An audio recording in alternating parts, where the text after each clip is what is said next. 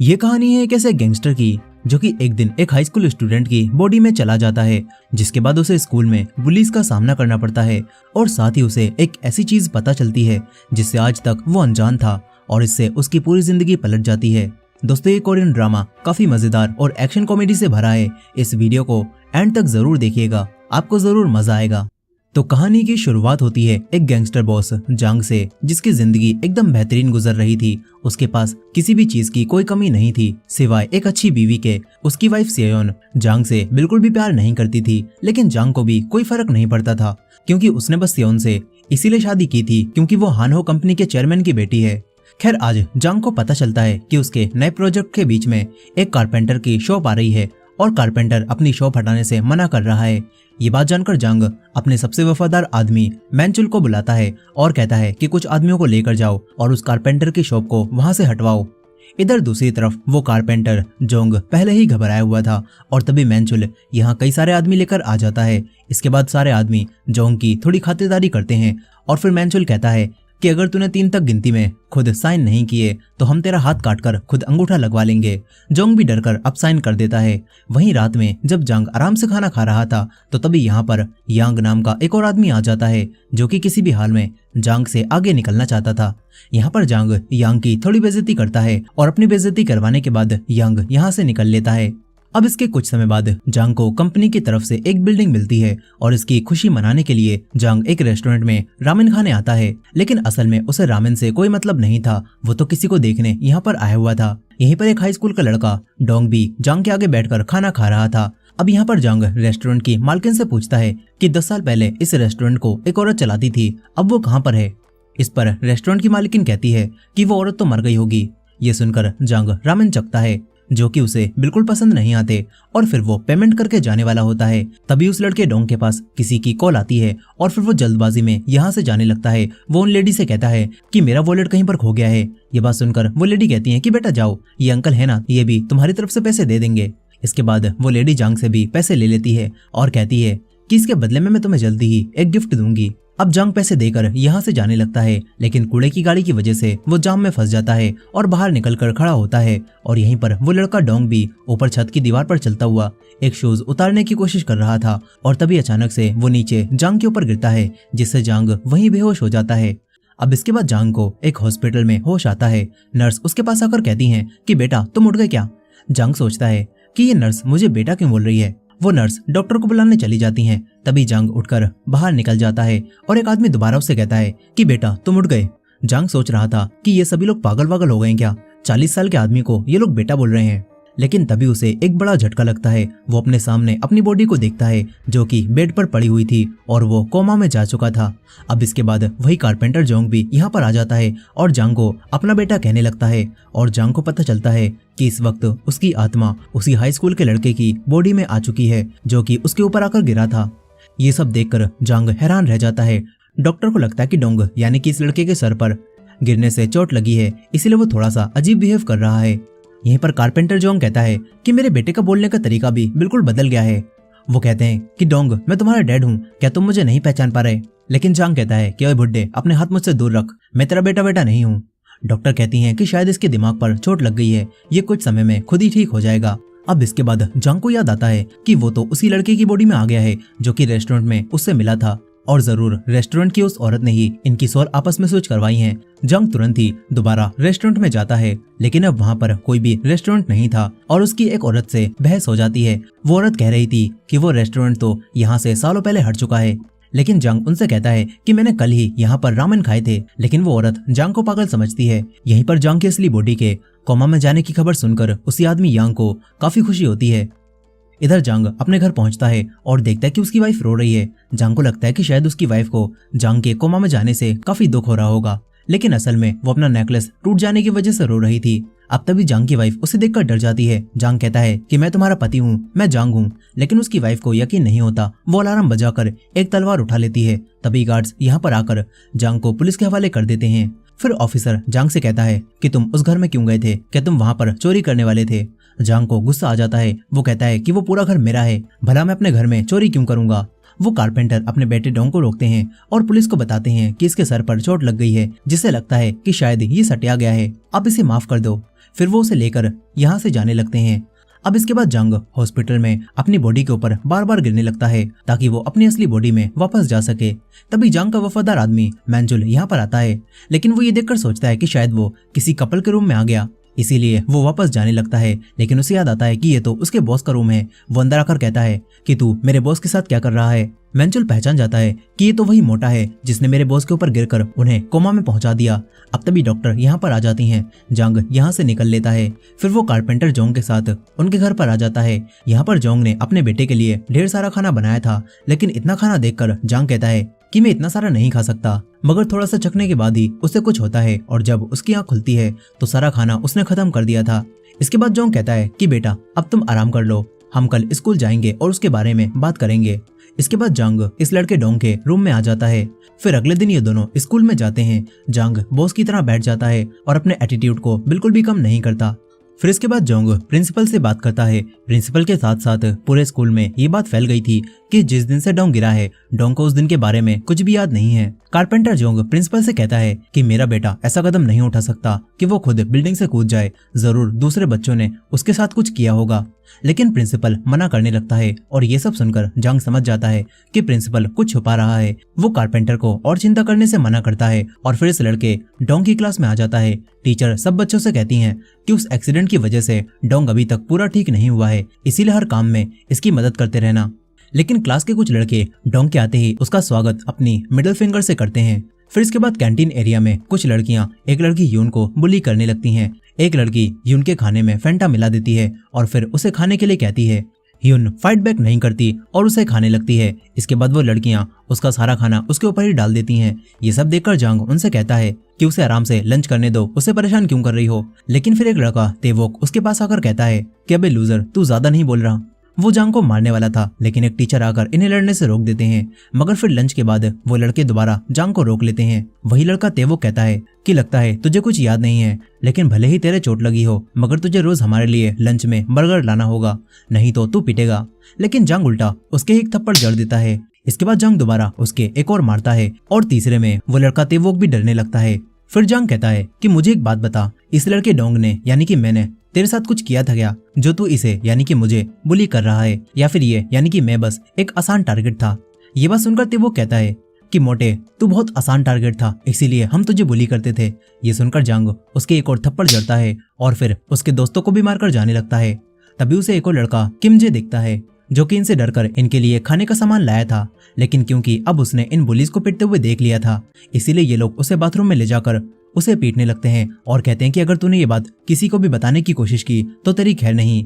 ये लोग किमजे की पैंट उतारकर उसकी वीडियो बनाने वाले थे ताकि बाद में किमजे को ब्लैकमेल किया जा सके। तभी पीछे से जांग बाहर निकलता है और जांग इन सभी को अपने पेट की शक्ति से जमीन पर गिरा देता है। इसके बाद वो तेवोक का फोन ले लेता है और देखता है कि इसमें तो इस लड़के यानी कि डोंग की कई सारी फोटोज हैं जिसमें वो बुली हो रहा है। जांग उस लड़के के फिर से एक थप्पड़ जड़ता है और कहता है कि मैं तेरा फोन कुछ समय बाद वापस कर दूंगा। अब इसके बाद वो घर आकर फोन को चेक करता है और जांग को इसमें एक वीडियो मिलती है जिससे उसे पता चलता है कि ये सारे लड़के मिलकर उस दिन डोंग को बुली कर रहे थे। उन्होंने उसी लड़की यून का जूता एंटीना पर लटका दिया था और डोंग को दीवार पर चलते हुए उसे उतारने के लिए कहा था, और यही चीज करते हुए ये लड़का डोंग जांग के ऊपर गिर गया था। जांग को अब सब कुछ पता चल चुका था कि इस लड़के डोंग के साथ क्या हुआ था। वहीं पर तेवोक का बॉस अब उसे और उसके दोस्तों को मारने लगता है क्योंकि तेवोक ने अपने फोन से वो वीडियो डिलीट नहीं की थी। और तभी जांग यहाँ पर आकर उस लड़के को धमकाते हुए कहता है कि मैंने उस वीडियो की एक कॉपी बना ली है, इसीलिए अब मुझसे दूर रहना, नहीं तो तुम्हारे लिए अच्छा नहीं होगा। ये बोलकर जांग उसी लड़के किमजे के साथ जाने लगता है। वहीं दूसरी तरफ जांग की वाइफ अपने पति के कोमा में जाने का फायदा उठा रही थी। तभी यांग इन दोनों के सामने आ जाता है। यांग इन दोनों से कहता है कि मैंने तुम्हारी फोटोज ले ली हैं जिसमें तुम दोनों साथ थे, और अब मैं ये फोटोज चेयरमैन हान को भेजने वाला हूँ। जांग की वाइफ कहती है कि डायरेक्ट मुद्दे पर आ, आखिर तू क्या चाहता है। इधर दूसरी तरफ जांग अब दोबारा हॉस्पिटल में अपनी बॉडी के पास आ जाता है जहां उसका वफादार आदमी मैंचुल उसके पास बैठा हुआ था। वो दोबारा जांग को देखकर कहता है कि अबे मोटे, मैंने तुझसे कहा था ना, दोबारा मेरे बॉस के आसपास भी मत भटकियो। जांग ये सुनकर उसके अखरोट चटकाता है और फिर उसे बताने लगता है कि मैं ही तेरा बॉस हूँ। वो मैंचुल को कई सारी बातें बताता है जो कि सिर्फ जांग को पता हो सकती थी। इससे अब मैंचुल को भी यकीन आ जाता है कि ये मोटा ही उसका बॉस है। फिर अपनी भूख मिटाते हुए जांग मेंचुल से पूछता है कि आखिर तुम मेरी बॉडी के आसपास क्यों थे। इस पर मेंचुल बताता है कि एक रूमर फैली हुई है कि वो आदमी यांग आपको हॉस्पिटल में मरवाना चाहता है, इसीलिए मैं आपकी बॉडी की रक्षा कर रहा था।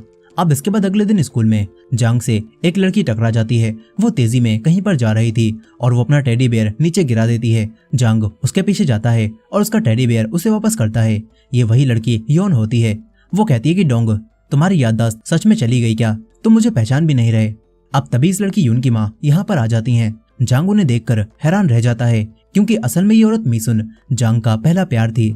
मीसुन जांग को देखकर कहती है कि अरे बेटा डोंग, ये तो तुम ही हो ना, तुम कितने बड़े हो गए हो। जांग कहता है कि मीसुन तू यहाँ पर क्या कर रही है। ये सुनकर मीसुन उसकी एक लगाती है और कहती है कि तुझे बात करने की तमीज नहीं है क्या? तुम इतने छोटे होकर मुझे मेरे नाम से बुला रहे हो। मीसुन उसे मारने लगती है और यहाँ से भगा देती है। फिर जांग अपने और मीसुन के पुराने पलों को याद करने लगता है और सोचता है कि मीसुन अगर यून की माँ है तो उसका बाप कौन है। फिर वो स्कूल के दौरान यून के कुछ बाल तोड़ लेता है और डीएनए टेस्ट से उसे पता चलता है कि यून उसकी ही बेटी है जिसे स्कूल में बुली किया जाता है। ये सब जानकर अब उसे गुस्सा आने लगता है। अगले दिन स्कूल में वही लड़कियां दोबारा से उसकी बेटी यून को परेशान करने लगती हैं और कहती हैं कि तूने ही हमारी लिपस्टिक चुराई है ना। वो उसका बैग चेक करती हैं। ये देखकर जांग कहता है कि तुम्हारी लिपस्टिक मैंने चुराई थी, वो मुझे चाहिए थी, लेकिन वो मुझे पसंद नहीं आई, इसीलिए मैंने उसे फेंक दिया। इस तरह जांग यून को बचा लेता है, लेकिन वो देखता है कि उसकी बेटी रो रही है। इसीलिए अब जांग मेंचुल को उन्हीं लड़कियों की फोटो दिखाकर कहता है कि इन लड़कियों ने मेरी बेटी को परेशान किया है, इन्हें अच्छा सबक सिखाओ और इनकी कई सारी हड्डियां तोड़ दो। लेकिन मेंचुल कहता है कि बॉस, हम ऐसा नहीं कर सकते, ये तो हाई स्कूल की लड़कियां हैं और ये हमसे कितनी छोटी भी हैं। शायद यून को ये बात खुद ही स्कूल में संभालनी चाहिए। ये बात जानकर अब जांग मिसुन से बात करता है। मिसुन नहीं जानती थी कि इस लड़के के अंदर उसके पहले प्यार की आत्मा है। वो इसे डोंग ही समझ रही थी। जांग उसे सब बताता है और कहता है कि टीचर्स भी बुलिंग को इग्नोर कर रहे हैं। मिसुन परेशान होने लगती है। उसे समझ नहीं आता कि उसे क्या करना चाहिए। वो कहती है कि ये सारी गलती उस आदमी जांग की है। उसे कोई अंदाजा भी नहीं होगा उसकी बेटी और मैं किन चीजों से गुजर रहे हैं। अब अपने आप को बुरा भला सुनकर जांग कहता है कि तुम चिंता मत करो, मैं स्कूल में सब संभाल लूंगा। वहीं जांग की वाइफ अब यांग के साथ मिल चुकी थी। वो अपने डैड यानी कि चेयरमैन को बताती है कि जांग ने 3 बिलियन वॉन का घोटाला किया है। वो चेयरमैन हान को कुछ पेपर्स भी दिखाती है। इधर जांग अब डिसाइड करता है कि उसे अपनी बेटी को बचाना होगा, साथ ही उसे इस लड़के की बॉडी को भी शेप में लाना होगा। इसलिए अब जांग जिम में प्रैक्टिस करने लगता है और मिसुन ने यून को भी यहाँ भेज दिया था, लेकिन यून कहती है कि मैं तुम्हारे साथ यहाँ पर फाइटिंग की प्रैक्टिस नहीं करने वाली। वो जाने लगती है, मगर मेंचुल इनका नया टीचर बनकर उसे रोक लेता है और फिर इन दोनों को फाइटिंग की ट्रेनिंग देने लगता है। कुछ ही दिनों में यून बहुत अच्छी फाइटर बन जाती है और साथ ही जांग भी अपना वजन घटाकर शेप में आ जाता है। वो स्कूल में जाता है और स्कूल में सारी लड़कियां उसका नया रूप देखकर हैरान रह जाती हैं और लड़कियों के साथ साथ उसे लड़के भी देख रहे थे। इसके बाद स्कूल से जांग यून के साथ उसके घर पर आता है, जहां उसे अपनी बेटी की कई सारी फोटोज मिलती हैं। वो उसके बचपन की एक फोटो को देखकर अपने फोन में एक फोटो ले लेता है। इधर कारपेंटर जोंग मेहनत से काम करने के बाद अपनी सैलरी लेकर घर जाने लगते हैं, मगर बीच रास्ते में ही कुछ आदमी इन्हें घेर लेते हैं। कारपेंटर जोंग ने इन आदमियों से 2 साल पहले पैसे उधार लिए थे और अब ये आदमी जोंग से पैसे लेने के लिए उन्हें मारने लगते हैं। तभी यहाँ पर जांग आ जाता है। जांग ये देखकर इन आदमियों से फाइट करने लगता है, लेकिन उसके डैड उसे पकड़ लेते हैं और सारी मार खुद खाते रहते हैं। फिर इन आदमियों का बॉस कहता है कि तुम्हारे पास सिर्फ 1 हफ्ते का टाइम है, 1 हफ्ते में मुझे 80 मिलियन वॉन लाकर देना। ये बोलकर वो चले जाते हैं। जांग देखता है कि कारपेंटर जोंग तो बेहोश हो चुके हैं। अब इसके बाद मेंचुल अकेले ही उन आदमियों के अड्डे पर पहुंच जाता है। मेंचुल अकेले इन सभी से फाइट करता है और इनकी हड्डी पसली चटकाने के बाद वो इनसे कहता है कि उस कारपेंटर जोंग ने 2 साल पहले तुमसे 5 मिलियन लिए थे ना, और अब तुम उससे 80 मिलियन मांग रहे हो। उसका कर्जा कम कर दो, नहीं तो तुम्हारे लिए अच्छा नहीं होगा। वो आदमी भी डरकर मेंचुल की बात मान लेता है। इधर जांग कारपेंटर जोंग के लिए अपने हाथों से खाना बनाता है और ये देखकर जोंग को काफी खुशी होती है कि उनके बेटे ने उनका इतना ख्याल रखा। वो बताते हैं कि मुझे उन आदमियों की कॉल भी आई थी, उन्होंने मेरा कर्जा घटा दिया है। अब इसके बाद स्कूल में जांग अपनी बेटी की फोटो देखकर खुश हो रहा था। यहीं पर वो लड़कियां दोबारा अब यून के पास आकर उसे परेशान करने लगती हैं, लेकिन इस बार यून उनसे नहीं डरती। वो उन्हें पकड़कर मारने लगती है और इन लड़कियों को धमकाकर चली जाती है। जांग को ये देखकर काफी खुशी होती है कि उसकी बेटी भी बिल्कुल उसकी तरह है। अब इसके बाद वो मिसुन के रेस्टोरेंट में जाकर उन्हें सारी बातें बताता है, जो जानकर मिसुन भी काफी खुश होती हैं और उसे रामेन खिलाती हैं। मिसुन कहती है कि तुम्हें इस तरह खाते हुए देखकर मुझे किसी की याद आ गई। वो कहती हैं कि आजकल तुम मुझे यून के डैड की याद दिला रहे हो। अब तभी कुछ कस्टमर्स मिशन को छेड़ने लगते हैं। ये देखकर जांग को गुस्सा आ जाता है। वो उस आदमी के पास जाकर उससे बहस करने लगता है और बात हाथापाई पर आ जाती है। जांग मिशन को किचन में भेजता है और फिर अकेले इन लोगों को बचाने लगता है। वो एक आदमी को पकड़कर कहता है कि तूने मेरी औरत को हाथ भी कैसे लगाया। जांग उसे बुरी तरह मारने लगता है। मिशन बाहर आकर उसे रोकती है और कहती है कि इस तरह तो ये आदमी मर जाएगा। फिर वो कहती है कि आखिर तुम कौन हो और तुम मुझे बार बार अपनी औरत क्यों बोल रहे हो। इसके बाद जांग उसे सब बताता है कि उसकी आत्मा इस लड़के की बॉडी में आ गई है, लेकिन मिशन को इन बातों पर जरा भी यकीन नहीं हो रहा था। ये सुनकर जांग उसे बताने लगता है कि तुम्हारे पेट के साइड में एक तिल है और अगर तुम चाहो तो मैं तुम्हें इससे भी ज्यादा प्राइवेट बातें बता सकता हूँ जो कि सिर्फ मैं ही जानता हूँ। ये बात सुनकर मिशन घबरा जाती है। फिर वो पूछती है कि बताओ हम पहली बार कहाँ पर मिले थे और हमारा ब्रेकअप कहाँ पर हुआ था। जांग उसे सब बताता है और कहता है कि जब तुम मुझसे आखिरी बार मिलने आई थी तो तुमने मुझे बताया क्यों नहीं कि तुम प्रेग्नेंट हो। मैं तुम्हें कभी भी नहीं छोड़ता। मिशन को यकीन हो जाता है कि यही जांग है। वो कहती हैं कि अब तुम वापस क्यों आए हो और यून तुम्हारी बेटी नहीं है, मैंने अकेले उसे पाला है। आखिरकार तुम अब भी गैंगस्टर हो, इसी वजह से तो मैंने तुम्हें छोड़ा था। मिशन जांग को यहाँ से जाने के लिए कहती है। जांग को भी मजबूरी में यहाँ से जाना पड़ता है। तभी मिशन उस दिन को याद करने लगती है जब वो जांग से आखिरी बार मिलने गई थी। वो जांग को सच बताने वाली थी, लेकिन जांग ने ही उसे पहले छोड़ दिया था क्योंकि उसकी शादी चेयरमैन की बेटी से हो रही थी, जिससे उसे ढेर सारे पैसे मिलते। ये सब याद करके अब मिशन को गुस्सा आ जाता है। फिर अगले दिन स्कूल में जांग यून के साथ बैठा हुआ था। तभी एक अमीर लड़का यून के पास आकर कहता है कि क्या आज तुम मेरी बर्थडे पार्टी में आओगी। वो यून को इनवाइट कर रहा था और ये देखकर यून तो हैरान रह जाती है क्योंकि यून इस लड़के को पसंद करती थी। और जैसे ही जांग को इस बात का एहसास होता है कि उसकी बेटी इस लड़के को पसंद करती है, जांग यहाँ से उठकर चला जाता है। वही मिशन अब भी ख्यालों में खोई हुई थी और तभी जांग उसके पास मैसेज करके उसे मिलने के लिए बुलाता है। इधर अगले दिन यून उसी अमीर लड़के के विला में पार्टी में आ जाती है। यहीं पर जांग का स्कूल का दोस्त भी उन्हीं गुंडी लड़कियों के बीच में फंस चुका था और तभी वो लोग बात करती हैं कि आज तो यून गई, उसे पता भी नहीं होगा कि आज उसे पार्टी में क्यों बुलाया गया है। जांग का दोस्त ये सारी बातें सुन लेता है। इधर मिशन अब जांग से मिलने आ जाती है। जांग मिशन से मिलकर उसे समझाने लगता है कि जो उसने पास्ट में मिशन के साथ किया उसके लिए वो शर्मिंदा है और अब वो मिशन के साथ रहना चाहता है, लेकिन मिशन नहीं मानती और कहती है कि ये मुमकिन नहीं है और तो और तुम पहले से शादीशुदा हो। आसपास के लोग ये सुनकर हैरान होते हैं कि ये बच्चा इतनी सी उम्र में शादीशुदा है और इसका अफेयर भी चल रहा है। मिशन अब जाने लगती है। तभी जांग उसे रोककर किस करने लगता है और ये देखकर मिशन उसके एक थप्पड़ मारती है। आसपास के लोग सदमे में पहुंच चुके थे कि आखिर ये सब क्या चल रहा है। मिशन अब जांग को पकड़कर पुलिस के पास ले जाने लगती है। जांग उससे माफी मांगता है। तभी उसके पास उसके स्कूल के दोस्त की कॉल आती है जो कि बताता है कि शायद आज यून खतरे में है। और ये बात जानकर जांग अब कार चलाते हुए यून की क्लास की उन्हीं लड़कियों से लोकेशन पूछता हुआ पार्टी में जाने लगता है। इधर वो अमीर लड़का यून को जबरदस्ती ड्रिंक पीने के लिए कहता है। यून नहीं मानती और तभी वो अपना असली रूप दिखाता है और कहता है कि मैंने तुम्हें ऐसी पार्टी में ऐसे ही नहीं बुलाया। वो यून के ऊपर ड्रिंक डाल देता है। कुछ समय बाद जांग भी यहाँ पहुंच जाता है। वो बाहर खड़े हुए गार्ड्स को मारता है और फिर अंदर आकर यून को ढूंढने लगता है। कुछ लड़के यून को छेड़ रहे थे। जांग उसे लेकर जाने लगता है, लेकिन वो लड़के बीच में आ जाते हैं। जांग एक लड़के की गर्दन को तोड़ता है और बाकी लड़कों से फाइट करने लगता है। देखते ही देखते वो सबको मारकर ढेर कर देता है। एक लड़का फाइटिंग में थोड़ा बेहतर था, लेकिन 3-4 पंच खाने के बाद वो भी गिर जाता है। उन्हीं गुंडी लड़कियों में से एक लड़की ये देखकर जांग पर फिदा हो जाती है। इधर यून अब उस अमीर लड़के से अपने आप को छुड़ाती है और उसके अखरोट चटकाकर पूल में फेंक देती है। इसके बाद दोनों यहाँ से चले जाते हैं। अब अगले दिन मैंचल जांग की असली बॉडी को देखने जा रहा था तो कुछ आदमी उसे बाहर ही रोक लेते हैं और कहते हैं कि चेयरमैन का ऑर्डर है, कोई भी जांग से नहीं मिल सकता।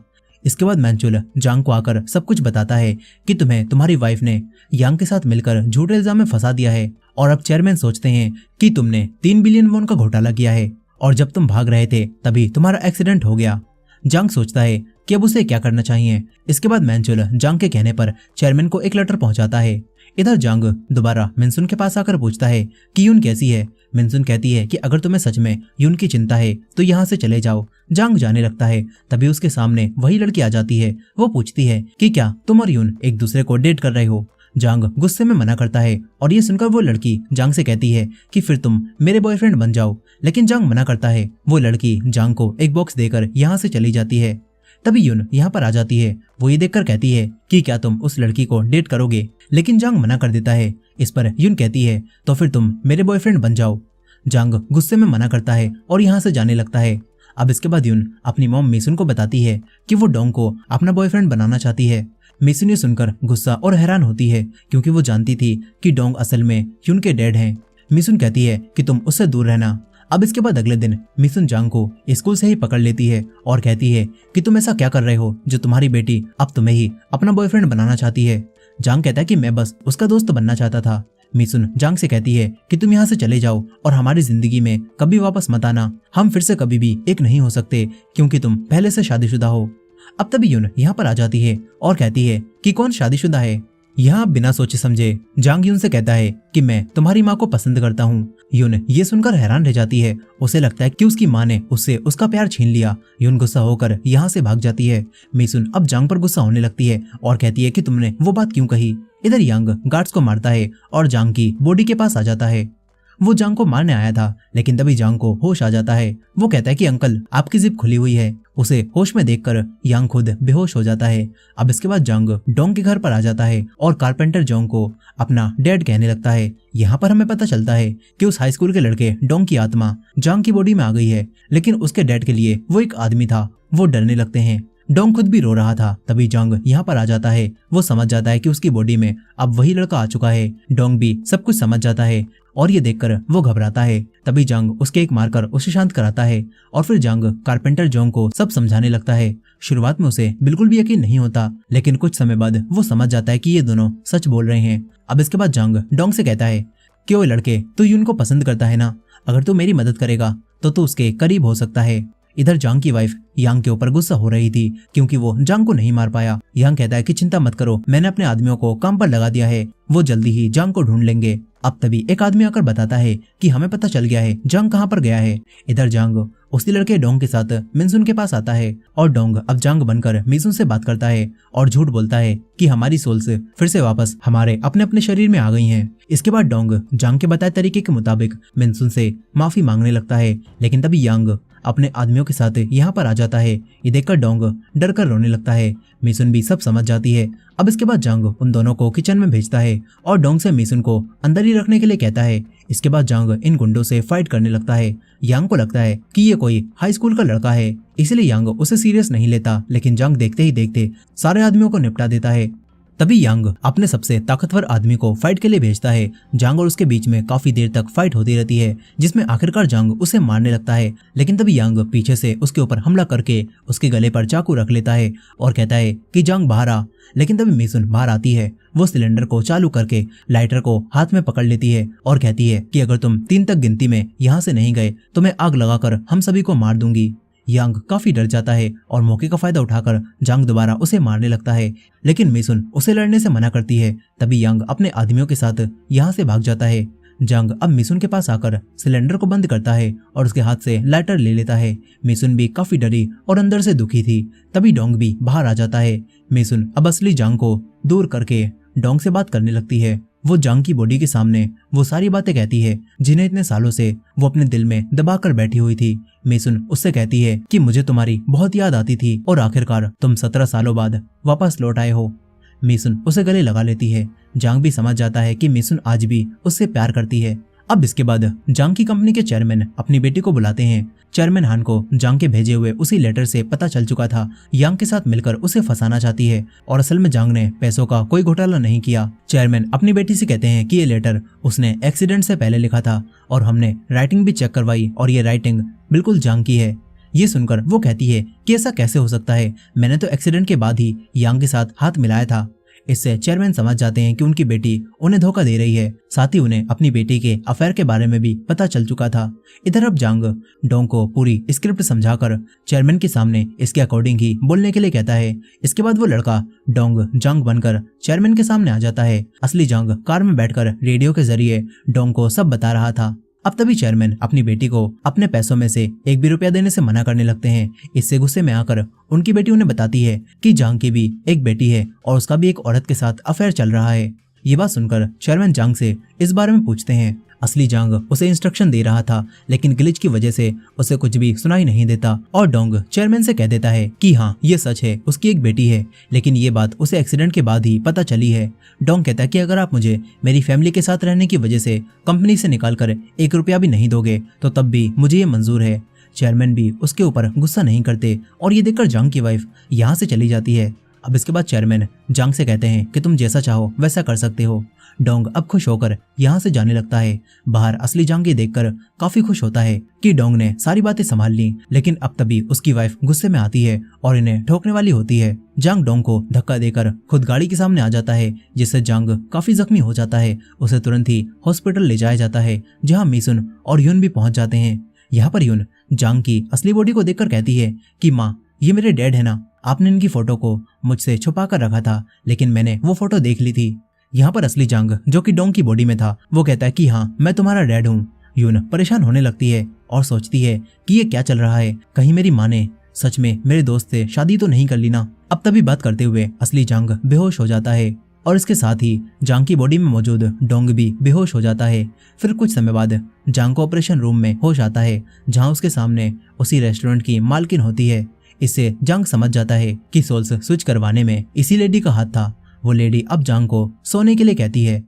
अब इसके बाद कहानी 6 महीने आगे जाती है, जहां डोंग अब अपनी असली बॉडी में वापस आ चुका था। वो हॉस्पिटल से डिस्चार्ज होकर स्कूल आता है तो सारे बच्चे उसकी तारीफ करने लगते हैं, क्योंकि स्कूल के सारे बुलीज ने डोंग के डर की वजह से स्कूल छोड़ दिया था और अब डोंग और यून स्कूल के नए हीरो बन जाते हैं।